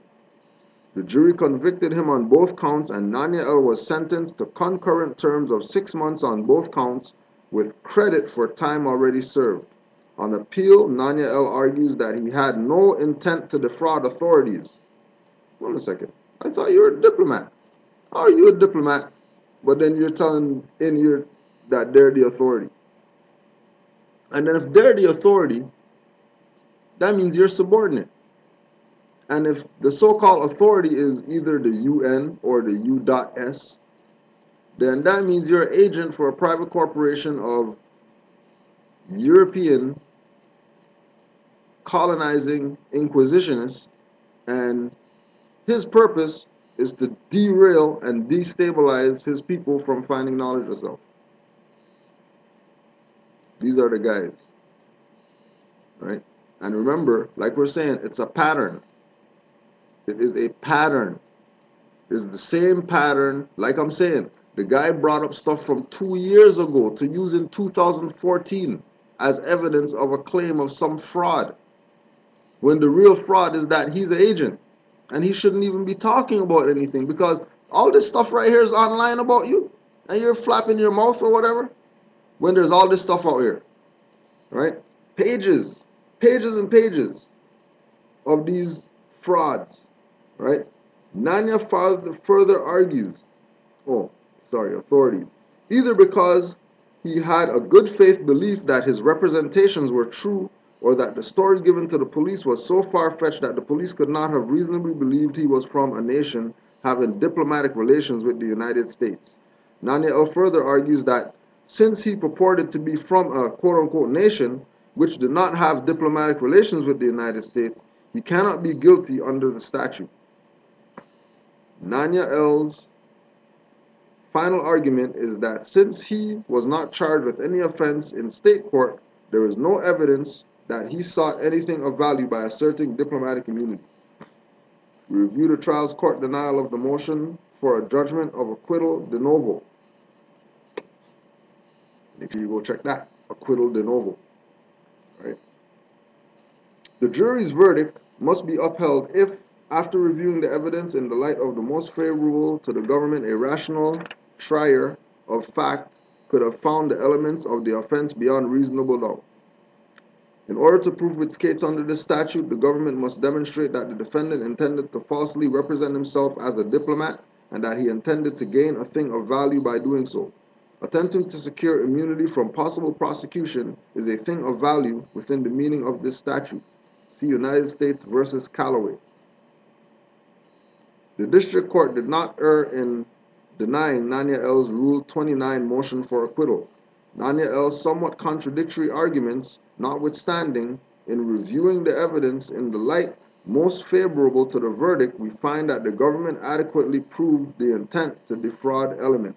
Now, when I was reading that, something came to mind because it sounded really familiar, like I heard that before somewhere. Where did I hear that before? And then I went online, and then it came back to me, right? Because remember, we're playing the game of piecing together. You know, we gotta put this puzzle together, right?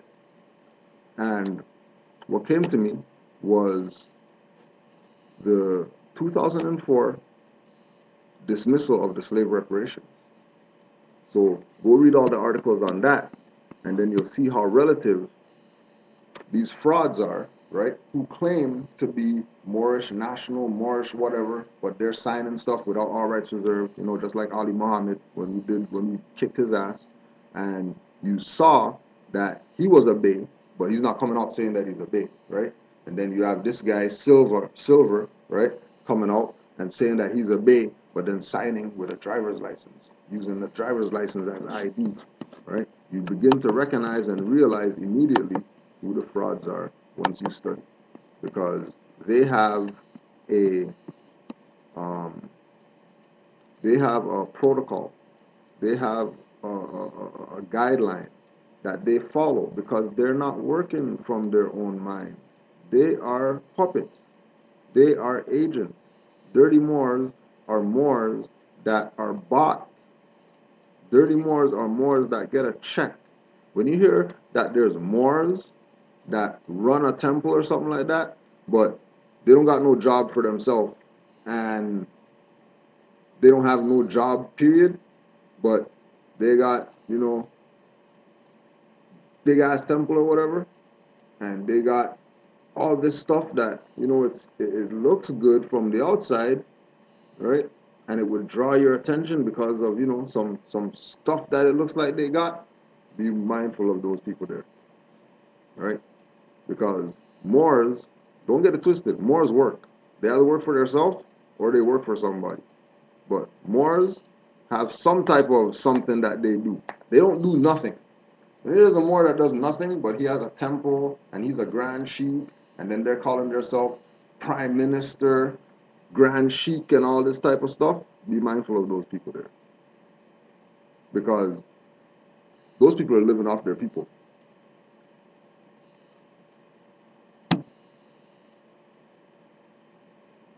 And any other idiot that wants to pay.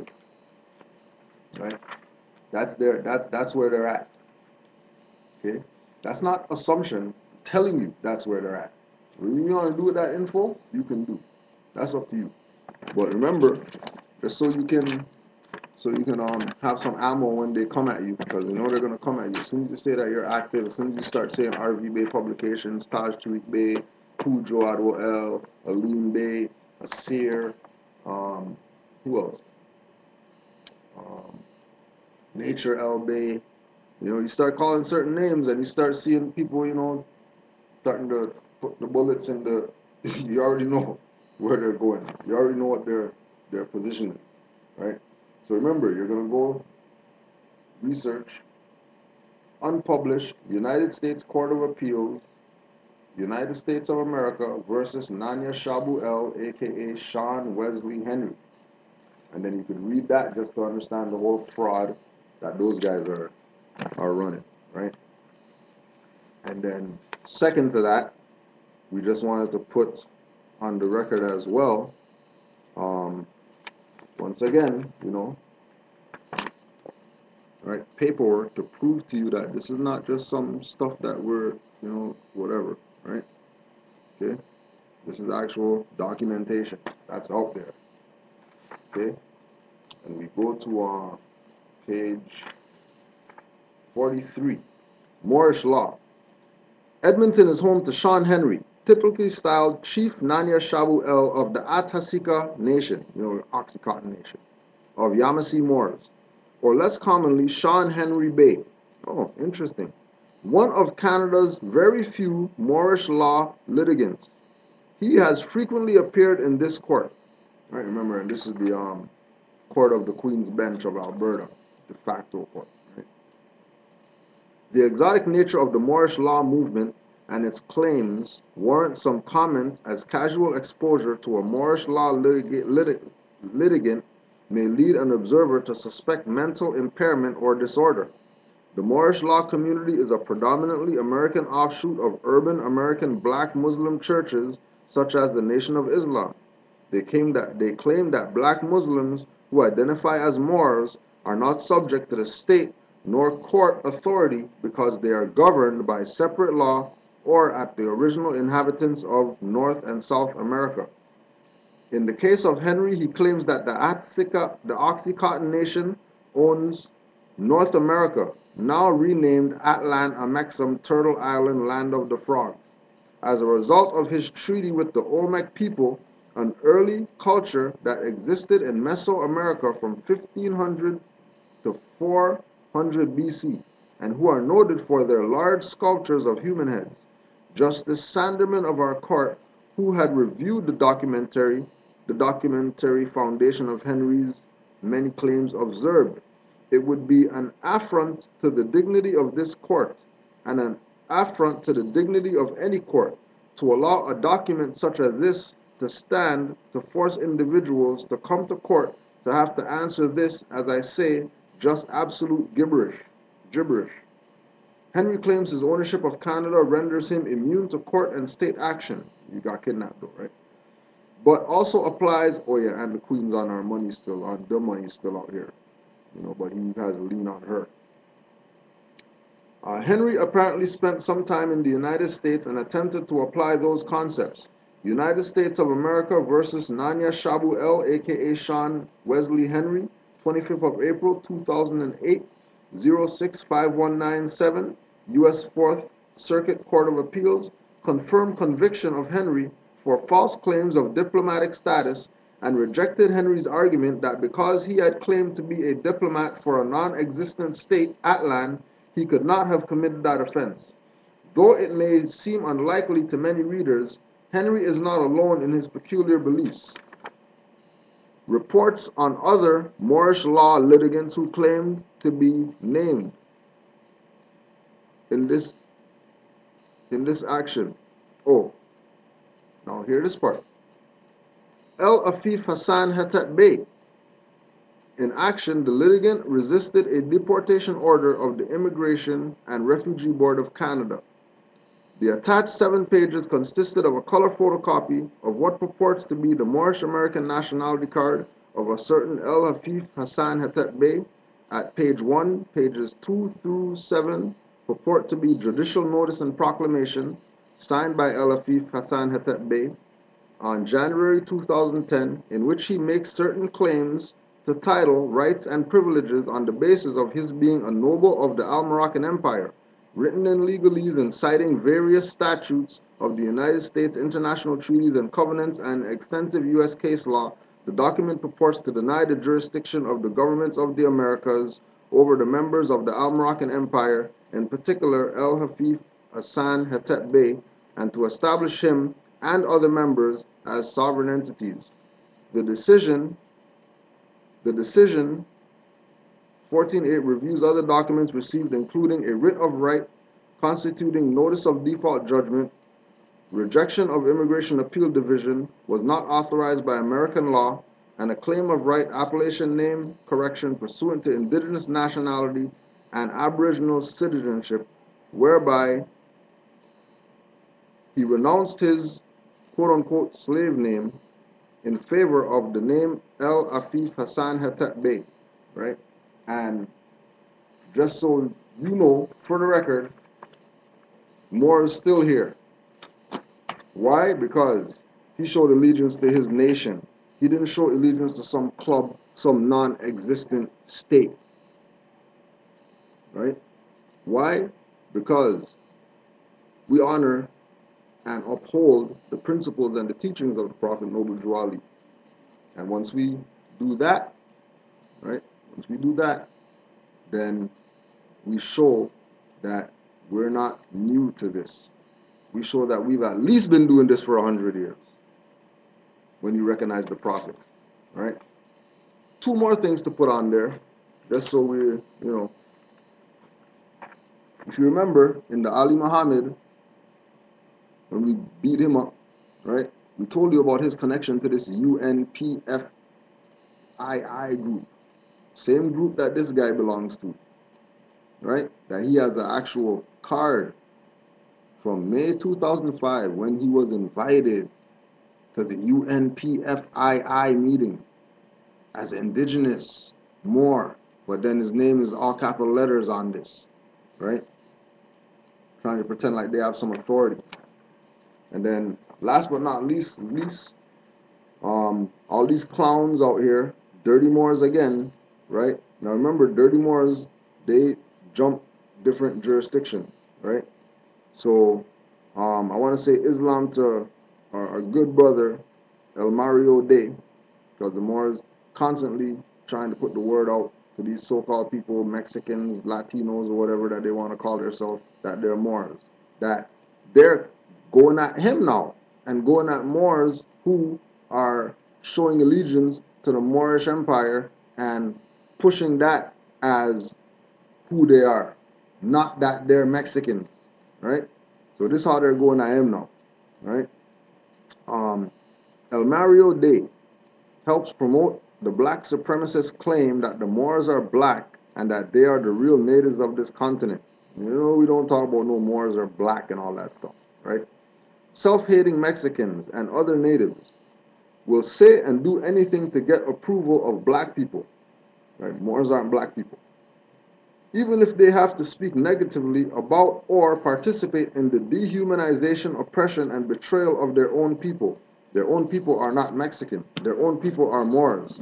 And by a Mexican or by somebody who's considered Mexican realizing that they're Moors and starting to call themselves Moors is no different than a so-called black person realizing that they're Moors and starting to call themselves Moors. And then once we start calling ourselves Moors, then we have unity because we'll be calling each other the same thing. So Islam to all the brothers and sisters out there who speak the language, Spanish, right? That know that they're the natives, know that their land goes all up into Texas and all that, and not just some little jurisdiction at the end of North America. Let them know that they're part of the Moroccan Empire and that we will stand by y'all and with y'all and rep y'all so that Immortal Technique, all those people there, right, who know about Moors, talk about Moors, identify themselves as Moors, hang with Moors, chill with Moors, right, and unearth some of that history about Moors in the Americas that they don't want people to know about. Because if people know about, we've been here and we're brothers and sisters with the Peruvians and the Brazilians and the Guyanese and the Mexicans and all these people who've been mislabeled as something that they're not, all of us are Moors. And we're about to claim back this vast estate. So get on board or get against the wall, because we have something for you. So Islam to all the Moors worldwide. See y'all. recognize what's going on. Islam to the active Moors that are continuing to do the work to make sure people know about the truth about their nationality and birthrights. Islam to all the Moors that are passive, because I know eventually you're going to be active if you made it this far. And all the dirty Moors, you got mad walls around here. So keep up your stuff, and we're going to keep up getting at y'all, right? Just remember, just remember, anybody comes asking you questions about stuff that you should have in your temple that you're not given, the Kudro sent them, right? Just so you know. Islam to all the Moors, love y'all. Stay strong, and we'll just close out with the prayer. Oh yeah, and don't forget, 9:30, blog talk. All right, MHHS, eyes wide open, blog talk radio. So we'll just close out. 5 on the left, 2 on the right. Allah, the Father of the universe, Father of love, truth, peace, freedom, and justice. Allah is my protector, my guide, and my salvation, by night and by day, through his holy prophet, Noble Drew Ali, Islam. Peace and love, Moors. You know what we do. We got this. Study, study, study, and tell somebody who doesn't know. Islam.